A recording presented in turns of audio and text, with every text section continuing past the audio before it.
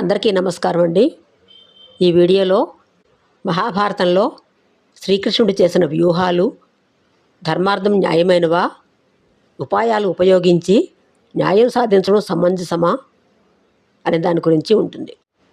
మహాభారతంలో ధర్మతత్వజ్ఞులు ధర్మశాస్త్రం అని కీర్తిస్తారని వ్యాసమహర్షి, నన్నయ్య భట్టు చెప్పారు.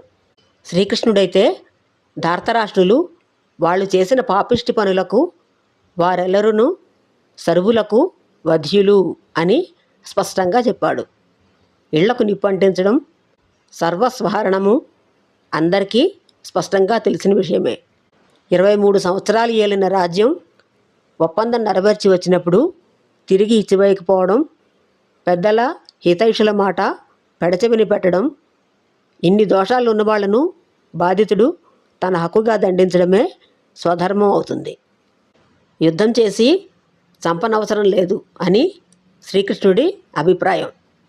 కపట దూతంలో ఓడగొట్టి అడవుల పాలు చేసిన కొద్ది రోజులకే శ్రీకృష్ణుడు అడవులకు వచ్చి, ఇప్పుడే నేను దాడి చేసి ధర్మజ్ఞుణ్ణి యథాస్థానంలో నిలుపుతాను అని కౌరవులపై మండిపడతాడు. అర్జునుడు అయినదేదో అయింది, ఈ 13 ఏళ్ళు గడువు తర్వాత అలాగే చేద్దుగాని అంటాడు అర్జునుడు. 13 ఏళ్ల గడువు తీరగానే వాళ్ళని పిలిచి వాళ్ళ రాజ్యం వాళ్లకు ఇచ్చివేయడం రాజు బాధ్యత. నీతి పదంబునన్ బ్రతుక నేర్చుడు ఉత్తమ భంగి అని మిత్రుడు చెప్తూనే ఉన్నాడు. అది చెవికక్కడం లేదు ఆ రాజుగారికి. అయినా సామధాన భేద ఉపాయాలు విఫలమైన తర్వాతే దండం పట్టించాడు శ్రీకృష్ణుడు. పాశుపతం సంపాదించిన అర్జునుడున్న 5 ఊళ్ళైనా ఇచ్చి మమ్మల్ని రాజులుగా బతకనీయండి అని బంధుక్షేమం కోరి దీనదశ పట్టి ధర్మరాజు దిగి వచ్చినా అది అలుసైపోయింది కౌరవులకు. ఈ కృష్ణుణ్ణి కట్టేస్తే పని అయిపోతుంది, పాండవులు రెక్కలు విరిగిన పక్షులు అయిపోతారు అని కుతంత్రాలే కడవరకు చేస్తున్న వాళ్ళను చంపడానికి ధర్మశాస్త్రం చూడక్కర్లేదు అని శ్రీకృష్ణుడి అభిప్రాయం. అయినా రణరంగంలో కురుక్షేత్రంలో వీరులుగా పోతే వాళ్లకు వీరస్వర్గం లభిస్తుంది అని దయతలిచాడు. తమ పక్షంలో విధిలేక ఉంటున్న భీష్మ, బాహులిక, సోమదత్తాది కులబంధువులను, తమ అన్యాయపు ఆశకు బలిపెడుతున్న కౌరవులను ధర్మం తప్పకుండా వధించాలి అని అనుకోవడమే అధర్మం అవుతుంది. తనను నమ్మిన వాళ్లను, ఆశ్రయించిన వాళ్లను సర్వవిధాలా కాపాడడం తన విధి అని ఆత్రక్షాదీక్షుడైన శ్రీకృష్ణుడు భావించాడు. భీష్ముడు, ద్రోణుడు తనకు ఉపకారం చేసేవాళ్ళు కాదు అని వాళ్ళు అనుకుంటే పాండవులను చంపివేయగలరు అని దుర్యోధనుడి అభిప్రాయం. భీష్ముడేమో అర్జునుడు విలువిద్యల్లో నాకంటే మేటి, పాండవులను చంపడానికి నాకు చెయ్యి రాదు, వాళ్ళు నా పట్ల అట్లే ఉంటారు అని సభామధ్యంలో వ్యక్తం చేశాడు. భీముడు దుర్యోధనుడిని వధించిన ఘట్టంలో శ్రీకృష్ణుడు అక్కడే ఉండి ధర్మరాజును గెలిస్తే మూర్ధాభిషిక్తుడు కాదగినా ఇతన్ని శిరస్థాడనం చేశాడు భీముడు. ఏ శిక్ష అయినా విధిస్తావు అని కూడా అడిగాడు. ప్రథమదోషం కాబట్టి క్షమించాను అని ధర్మరాజు సమాధానం. అధర్మంగా లభించే ఇంద్రపదవైన ధర్మరాజు కోరడు అంటారు కౌరవుల కుల పెద్దలు. వాళ్ళ శాపాల అధార్మిక కర్మల ప్రాబల్యం వాళ్లను చంపింది.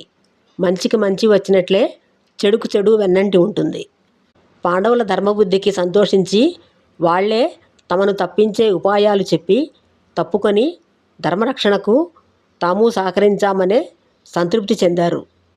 ధర్మరాజు కూడా చివరి యుద్ధంలోనూ తమ 5 మందిలో నీకిష్టమైన ఒకణ్ణి ఎన్నుకొని యుద్ధం చేయడం సముచితం అని చెప్పినవాడు. ధర్మం తప్పి అధికారం కైవసం చేసుకోదలిచినవాడు కాదు. ధృతరాష్ట్రుడి సందేహానికి సమాధానంగా కృష్ణుడు అంతా ధర్మబద్ధంగా జరిగింది, నీ వాళ్లకు అందరికీ సద్గతి కలిగింది అని చెప్పాడు శ్రీకృష్ణుడు. అది ద్వాపర యుగాంతం. పాపభారం అధికం. ధర్మవేత్తలైన భీష్మ, ద్రోణ, కృపులు ఉప్పు తిన్న పాపానికి ధర్మ విరోధి అయిన పక్షం అవలంబించవలసిన విపరీత పరిస్థితి. భీష్ముడి పరాక్రమం అసమానం. తాత పెంచినవాడు అని తెగవేయను చేయకూడని స్థితిలో అర్జునుడు. రథిని సారథి, సారథిని రథికుడు పరస్పరం రక్షించుకుంటూ ముందుకు సాగడం యుద్ధధర్మం. అందుచేత అర్జునుడిలో ఆవేశం కలిగించడం కోసం శ్రీకృష్ణుడు చక్రం పట్టాడు.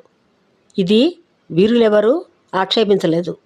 పాండవులే తాతగారిని నిన్ను రణాంగం నుండి తప్పించే ఉపాయం చెప్పు అని వేడుకున్నారు. యతో ధర్మ తతో జయ అని కన్న కొడుకుతోనే అన్నది తల్లి గాంధారి. అదే కదా జరిగింది అని అనునయించారు వేదవ్యాసుడు, శ్రీకృష్ణుడు. పెద్దవాళ్ళు ఆచరించినదే ఉత్తమ ధర్మం. ధర్మం ఎప్పుడు దేశకాలాలను బట్టి అన్వయించుకోవలసి వస్తుంది. పెద్దల నడకే ఎప్పుడు శిరోధార్యమైన ధర్మం. ఈ వీడియోపై మీ అభిప్రాయాలను కామెంట్ల రూపంలో తెలియజేయండి. ఈ వీడియో నచ్చితే లైక్ చేయండి, సబ్స్క్రైబ్ చేయండి, షేర్ చేయండి, కామెంట్ చేయండి.